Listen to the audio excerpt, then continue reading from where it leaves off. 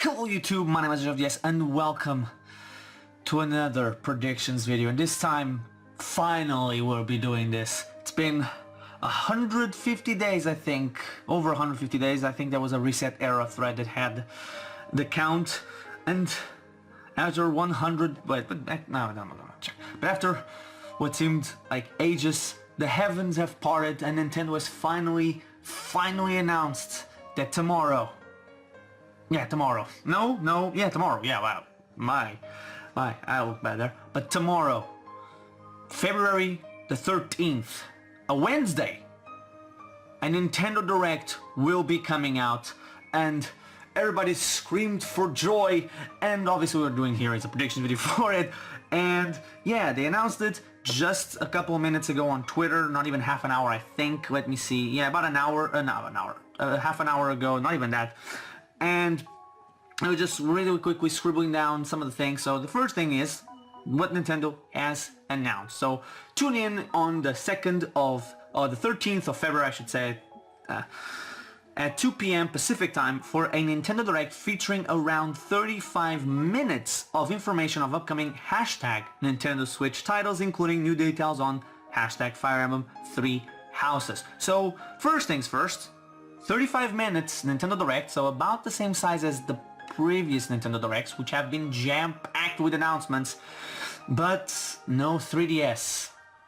So I guess the time has finally come for us to, I was already predicting that this would happen, but a lot of people were too, but it's time for us all to press F to pay respects to the 3DS. It's been a while. The console has been out for, gosh, I think it just turned 8 years old in Japan, technically speaking. So, thank you, old buddy. You did as well. And may your successor see tremendous success, which already has. I think by the end of this financial year, probably will be about half of what you sold. So, yeah, I think it's gonna be doing just fine.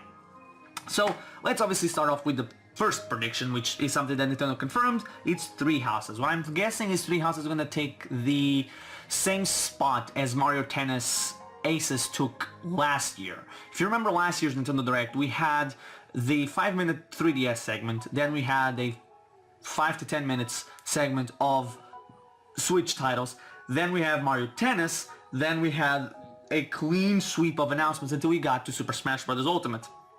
So I'm guessing Fire Emblem will take that spot, and I'm guessing the announcement for it will be in, let me see what I put it, April 19th. I'm guessing March seems to be taken up by Yoshi at the 29th, so I'm giving it like a 3-week break, and it's a Friday, it fits. April 19th is a good release date for it. I believe it's just in time for Golden Week in Japan, so it serves it well. Now, other things I'm going to predict right away, no Pokemon. I'm not thinking we're going to be seeing a Pokemon Gen 8 in this Direct. I think we might see it, but on the 27th or the 21st, it's when Pokemon turns, around that time period is when Pokemon's anniversary, so I feel like it would fit very much in there, but I'm also safeguarding myself. Last year, it's always around this time period. Like, if we remove 2015 away, or 2017 away, it seems very much that Nintendo announces the big game, not even in 2017, the Switch's life cycle has been, we're going to announce the big game for the year roughly 9 months before it launches. Mario Odyssey was announced in January, as we all know, in 2017. Then Super Smash Bros. Was announced in March last year, and I feel like this year the big game will be announced at the end of this Direct, which could be Pokemon, but it could be something else that we'll be talking about later. But even the game that I have here wouldn't be the major game, because I have it in September, so maybe a surprise here. Then also another thing that I don't think we're going to be seeing in this Nintendo Direct is Luigi's Mansion 3. I think that it's going to be kept away. I think that's going to be most likely the October game, so I'm guessing they'll keep it away until like the April Nintendo Direct or E3, where they'll talk about it, showcase it there, and then release it in October, email. Okay, nothing important. Another thing I think we're going to be seeing in here will be the Joker release date. We're going to be getting the Joker release date with no other DLC announcement. I don't think we're going to be getting the trailer for a DLC character. Maybe we'll get it. I'm not saying we 100% won't, but I don't think we will because Joker is not even out yet. We don't have a release date for him. We haven't seen gameplay of him. So it seems very fishy to me that we'll be getting such announcement so soon for a third, for the second DLC character with the first one not out yet. But I'm guessing we'll get a Joker release of, I'm guessing April to May, late April, early May, much like Mewtwo was for Smash 4 in 2014. I could see them maybe announcing some new game modes, maybe an Echo. I know they said no Echoes, but I think that Sakurai was, when he said no Echoes, was talking about when DLC, for the paid DLC. So maybe we'll see some Echoes being announced. So I think that would be really cool. Then I think we're going to be getting an Animal Crossing trailer for the release June. They're not going to be specifying it. Maybe they will. They've done it in the past with ARMS in March 2017. And I believe Splatoon 2, they did it too in the Direct in March. So we could see a date maybe after E3. Maybe taking that slot that Mario Tennis and ARMS did on the 16th and 15th, maybe that around that time. Then we're gonna get Daemon X Machina for a May release. I also didn't look at May to see when it could be, but I'm guessing May would be a good time to release it. It's right after Fire Emblem Three Houses and right before okay, noise. Right across, or motor I should say, right before the Animal Crossing release, but I also have another game for May, so maybe won't be it. That would be Metroid Prime Trilogy HD. We've heard rumblings, even people saying that the game is done and they're just waiting.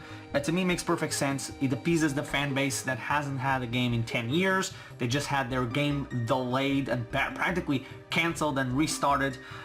So I think we're going to be seeing that in May, maybe alongside Daemon X Machina. Both can work well together, one early, one later on, to create a good synergy there going and keep it pushing, maybe with some other games announced for the time period, maybe like eShop titles, indies, third parties.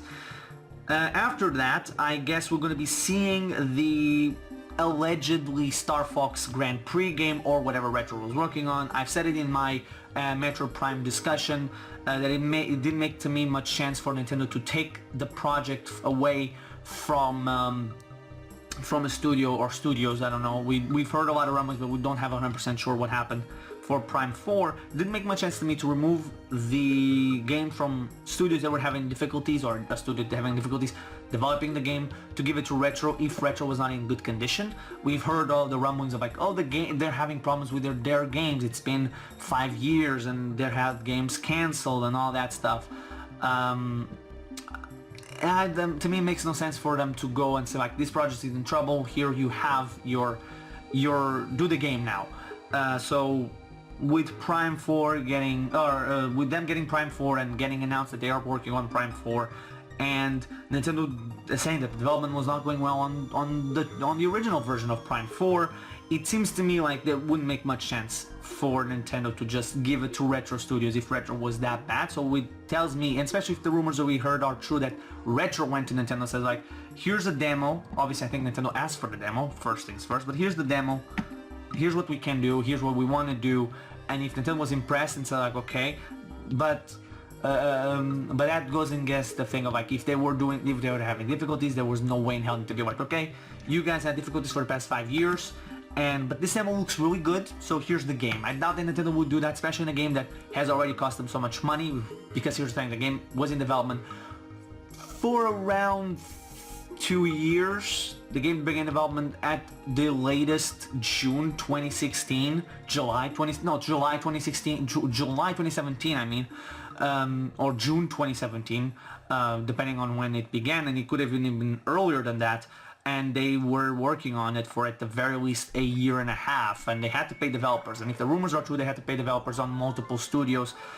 So it's a lot of people. So they wasted money already, and I don't think they would just give it to someone that already is having difficulties with their own production of games. So I'm thinking we'll be seeing their game here no matter what, be it Star Fox Grand Prix, be it another game. If it is Star Fox Grand Prix and we see it, and maybe we could be getting a glimpse of what will be used in Star Fox in Prime 4, because they most likely will keep the engine the same, just because of, you know, the things going on with that, and the fact that it's also a sci-fi game, so maybe they will use assets, not many, but some. And then I have, because also the guy that said that the direct will be happening on the 13th, or the 13th will be our lucky number. I have Mario Maker 2 coming out in September. It makes perfect sense. It's the anniversary of the original Mario game. There's no reason to port Super Mario Maker. You can just make a new one and, you know, add stuff to it, add new art styles, new mechanics, new power-ups, hopefully crossover with power-ups with different art styles, maybe even the amiibo ones working, or the amiibo costume working outside of the 8-bit era. That would be pretty cool to see. More costumes and all that stuff, more maybe slopes, more enemies. There's a lot they could add to the game, and the Mario Maker 2 makes perfect sense. A September release date makes also perfect sense, right at the anniversary of the Mario series.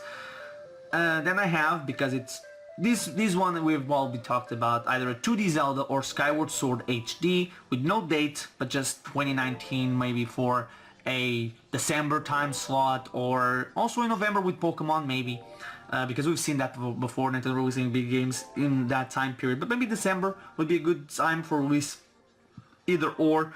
And yeah, then I think we're gonna be seeing some amiibo dates being given out. It makes sense. We don't have a lot of amiibos dates coming out. We know that Piranha Plant, King K. Rool, and Piranha Plant, King K. Rool, and who's the other one?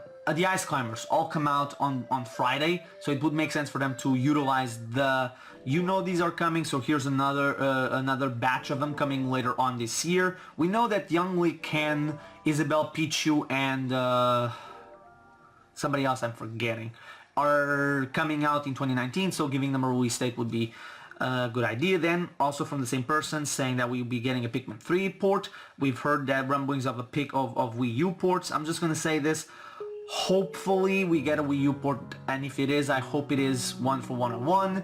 I don't want Pikmin 3 to be it. I'll be kind of disappointed in Pikmin 3 being a port, not because Pikmin 3 is a bad game. I like Pikmin 3. Pikmin 3 is a really good game that everybody should play, especially if this one includes online for things like Bingo Battle, which was a fun mode, but if you can only play it locally. If it is online, that'll be brilliant. Yeah. But I don't want it to see a port, because like the game did what it could, and we've heard for ages that Pikmin 4 was in development and close to completion, so why not just give us Pikmin 4? One-for-One-on-One was a game that didn't have a lot of ground to stand on Wii U. It also came out at a terrible time. Not only was the Wii U not doing so hot, it came out in September 2013, and I believe like a week or so before GTA 5, which just so happens to be one of the biggest games of all time. And games that came out around that time period, same thing with Rayman Legends, kind of all flopped, and Rayman Legends was a game that made itself sell better by just being on every other system available ever. So I think that the release date kind of killed it. Like, sure, in Europe came out a little bit earlier, but it was still around the GTA hype, so they can get around to it now with the Switch selling as much as it is. Maybe we can get it. It would sell well. Maybe we can get both. I'm just saying, if we only get one Wii U port from 2013, I hope it's 1-for-One. It has more space to growth. It could be a better game. No, it couldn't be a better game. It could safeguard a franchise we know probably won't exist anymore if with one game that was terrific and underutilized and underrepresented. Pikmin 3, sure, it also kind of could have sold better, but like, we know of Pikmin 4. It's Miyamoto's baby, and we know Pikmin 4 is in development. Even if it just began and after Miyamoto said, oh, it's close to completion, Pikmin 4 is going to happen. The game sold well on Wii U, so it's guaranteed that it probably will. Every game, almost every franchise that I had 1 million in sales, or a game with 1 million or over 1 million on Wii U did well enough to warrant a sequel, and I think 4 is in development. I also think we're going to be getting a Wii Yoshi reminder, because Yoshi comes out next month, so we'll be reminding people of that. I also think we're going to be seeing maybe Town, a little bit more of Town with a 2019 summer release window, but we know date given. And I think we'll be getting a Bayonetta 3 update. And I think we're going to get a Bayonetta 3 update because of what happened with Prime 4. Just because Prime 4 didn't have any sort of updates for ages, Nintendo's going to be like, okay, here's an update on Bayonetta just to safeguard and keep people at bay. Here's how it's going. And a tentative release set of maybe 2020 or even 2019. We don't know. Maybe like the October release alongside Luigi, like having Bayonetta at the beginning of the month and Luigi at the end of the month to bookend October would be good, especially if Mario Maker comes out around the 10th and 11th that week of September. It could work very well for like having 2 weeks of build and then Bayonetta, and then later on in the month Luigi. It could do well. And yeah, then I'm expecting, now going on mostly on third parties, I'm expecting a Kingdom Hearts deluge of games, much like happened with Final Fantasy in September. If this does not happen, then I'm guessing that chances for Sora getting in Smash will be ice cold, because I don't think Nintendo would allow, after being Nintendo the ones that decide the characters for Smash Ultimate's DLC, I don't think they would allow themselves to allow a character that is not nowhere near Smash Brothers to get, nowhere near the Switch to get a character spot in Smash. You could say, but look at Cloud, but Cloud was mostly a Sakurai decision, not a Nintendo one. I don't think we're going to see Persona 5. Persona 5 R, I think it's the thing that was talked about. I think it's going to come to Switch, but I heard, if I'm not mistaken, we'll be getting that, more announcements for that in March. So a month from now we'll hear about it, and that's maybe when they announce the port. And yeah, then we're gonna get, obviously we've already had leaks of this, of the Spyro trilogy and Assassin's Creed 3 coming to Switch. So these things are gonna be obviously there. Maybe we'll see more of Crash Bandicoot. Take-Two very recently said they were delighted, and the sales of Civ 6 surpassed expectations, so I'm expecting them to come out maybe with a game, more games to it. Maybe GTA 5. It's still crazy to me that GTA 5 is not on Switch. I get it, not putting it earlier. No, I don't. Around the time of Red Dead, sure, when you were trying to hype Red Dead, I could see it, but like, I don't see why not in early 2018 or midway through 2018. It's a weird one. And maybe we'll see a trailer for Marvel Ultimate Alliance 3 and Mortal Kombat 11. I think we're going to also get an update on Dragon Quest 11S. Maybe Yokai Watch 4. At the very least for Japan we might get, that might be a thing. And we might also, as I was doing this, we might see more third parties coming out and say like, here's our game and here's our game coming to Switch.